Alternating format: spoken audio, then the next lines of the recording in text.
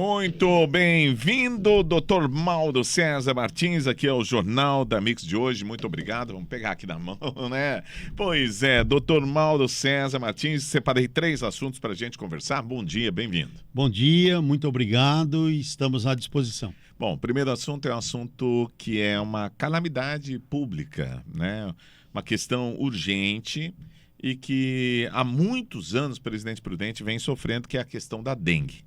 Todos os anos a gente vê os números de infectados pela dengue aumentarem.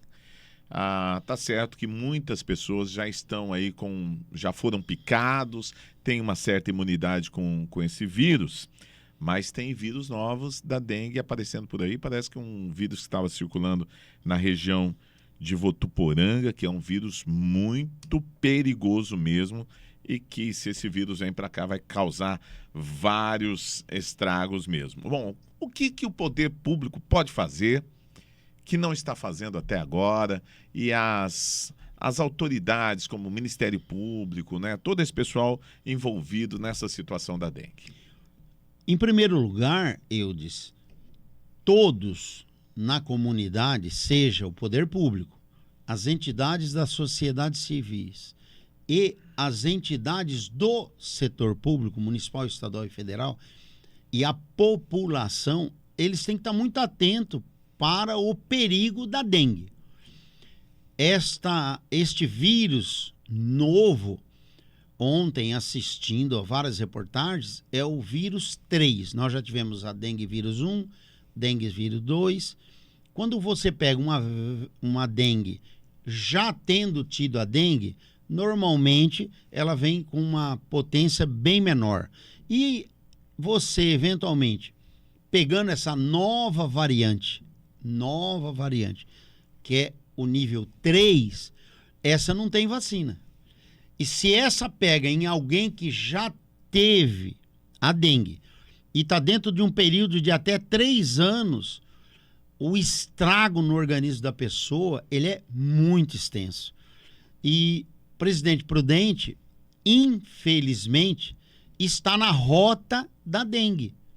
Foi assim no governo Tupã, foi assim violentamente no governo do Bugalho e está sendo violentamente no governo do Ed Thomas. Aí o Ministério Público, já desde o governo Tupã, Mário Coimbra, promotor, entrou com ações obrigando o município a tomar medidas. Tenho visto alguma movimentação do Ministério Público para um chamamento dos órgãos públicos para que explique quais as ações que estão tomando para o combate da dengue no município.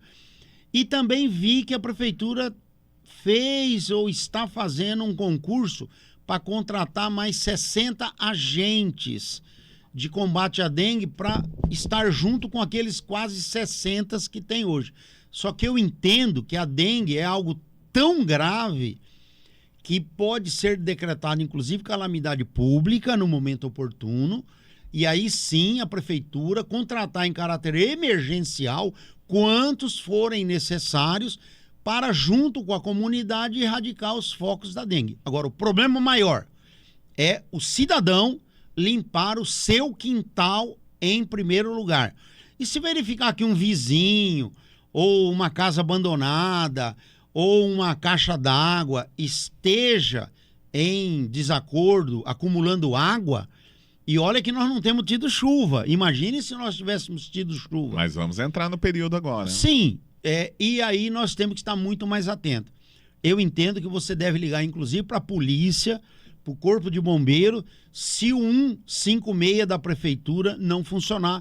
E, logicamente, para a SUSEM municipal, que cuida dessa questão da erradicação dos focos do mosquito da dengue. Muito bem, nós vamos mudar de assunto aqui, vamos aproveitar os conhecimentos jurídicos do senhor para falar da questão da Polícia Federal, do STF em relação ao Bolsonaro. Estão dizendo que agora, depois do Carnaval, poderá haver a prisão do Jair Bolsonaro, ex-presidente da República, por conta daquela reunião em que supostamente ele incita ou pergunta aos oficiais das Forças Armadas sobre uma possível ação, que diz a esquerda que era um golpe. Pois bem, tem generais envolvidos nesta questão também, então aquilo que vale para o Bolsonaro vale para os generais também das Forças Armadas, tenentes, major, que estavam nessa reunião, ou eles teriam que ser julgados pelo Tribunal de Justiça Militar? Bom, Eudes, continua a vingança do ganhador contra o perdedor. A vingança do Lula contra o Bolsonaro. A vingança do Lula, aliado ao Supremo Tribunal Federal petista, contra o ex-presidente Bolsonaro. Foi assim que fizeram com o presidente Lula na devida proporção. Foi assim que fizeram com a Dilma na devida proporção. Isso é uma guerra política, e pode ter certeza que quem está no poder vai martelar muito quem saiu do poder, que é o presidente Bolsonaro. Especificamente em relação a essa reunião que nós assistimos na quinta e sexta-feira, na qual você vê um falatório parecendo mais uma reunião de grêmio estudantil, né? Pessoas de idade, igual aquele Augusto Heleno, general, o Anderson Torres, aquele ministro do Exército, são todos falastrões, né? Eu entendo que essa reunião, apesar de ter um intuito, no meu entendimento, de realmente tentar desacreditar as urnas, porque é um direito deles desacreditar da urna eletrônica. Eu, particularmente, até hoje, eu voto na urna eletrônica, mas não tenho razão nenhuma para acreditar que ela está computando corretamente meu voto. Eu sou pelo voto auditável, que use a urna eletrônica, mas que você tenha como auditar os votos de cada mesa. Eu entendo que não existe essa auditoria. Agora, eu nunca fui para praça, nunca fui falar mal da urna eletrônica, até porque eu não tenho nem conhecimento técnico para isso. Agora, eu vejo que dificilmente o presidente Bolsonaro vai ser preso. Eu vejo que dificilmente. Você acha que ele não vai ser preso? Eu acredito que não, por uma razão muito simples. Isso já passou, isso foi lá atrás. Teria que ter uma coisa chamada no direito de imediaticidade. Isso é, está sendo feito, está ocorrendo. Não, isso é um falatório geral, que eu gostaria até de um dia, se você me convidar para conversar com o Reginaldo Nunes, mas eu precisaria ter pelo menos 1 hora para falar do que eu acho de toda essa lambança de tentativa de golpe, como diz o PT, de revolta, como diz os bolsonaristas, porque tudo isso é um jogo político, é um jogo de cena. Cada um quer sair na imprensa como herói, um herói pelo fracasso. Então fala, eu não concordo em ter perdido porque fizeram isso comigo e tal. O outro ganhou, mas fala, olha, tá vendo? Eles queriam derrotar a gente, fraudando. Então é muito blá, blá, blá. Narrativas. Muita narrativa e que foge. Agora, os militares que estão presos ou que estão envolvidos, a justiça feita pelo Supremo Tribunal Federal, ela é incompetente para julgar esses militares. Mas hoje, o Supremo faz o que quer, desrespeita a Justiça Federal, desrespeita a Justiça Estadual e agora está dizendo para a Justiça Militar, que, diga-se de passagem, eu sempre fui a favor da extinção da Justiça Militar. Só serve para pagar altos salários e praticamente não trabalhar. Então eu sou a favor de extinguir Tribunal Regional Eleitoral, Tribunal Superior Eleitoral, Justiça Eleitoral no município permanece e ficaria só a Justiça comum, com competência eleitoral para julgar, como julga a eleição municipal. TJ julgaria a estadual, STJ julgaria a eleição federal. E não o Supremo. Quem é o Supremo para ficar se metendo em questões eleitorais? O Supremo se mete até numa briga de um papagaio com um vizinho. Então, realmente, para mim, é apenas um jogo de narrativa. o Tribunal Superior Militar foi relegado a segundo plano. Aliás, como o Supremo está fazendo com os militares. Ora, vocês não são ninguém, eu prendo vocês a hora que eu quero. Pode ser general, pode ser tenente, major, pode ser brigadeiro. Eu, Alexandre, eu, Supremo, te coloco na cadeia. Então, se entende que isso é justiça, vai continuar. Eu entendo que vai continuar essa perseguição, sim, por muito tempo. Até que o Congresso, covarde, omisso, Câmara dos Deputados e principalmente o Senado Federal, Rodrigo Pacheco, que é um lulista da primeira hora, porque ele quer ser candidato a governador de Minas Gerais, concorrendo lá, então ele, inclusive, está fazendo políticas contra Minas Gerais para ser o candidato, para ter o aval do Lula. Imagina, o candidato do Lula lá, o Pimentel, foi o maior corrupto da história de Minas, está lá o Zema tentando colocar Minas no eixo contra o governo federal. Mas, enfim, é política pura, Supremo covarde, perdão, Congresso covarde, Câmara dos Deputados covarde, Senado covarde. Eles não têm como enfrentar os ministros supremos. Vou dar um exemplo. Abre 2 impeachment contra os ministros supremos lá, o Toffoli pelos 10 milhões da JBS, e abre um contra o Alexandre de Moraes para você ver se eles não param rapidinho tudo isso. É força com força. Não deixe alguém te fazer. Faça contra ele também. Então é chumbo trocado, não dói. Não gostou? Não foi eu que fiz assim. A história diz que é assim. Aos covardes, as pancadas. Aos vitoriosos, a vitória. Muito bem, um último assunto aqui para a gente discutir. Talvez tudo isso tenha reflexos nos números que eu vou trazer agora. A quantidade de eleitores que foram às urnas na cidade de Presidente Prudente. Isso nos chama a atenção porque nesse ano nós temos eleições municipais e a quantidade de eleitores em Presidente Prudente, nas últimas eleições, em 2020, foram 187 mil aptos, né, para votar.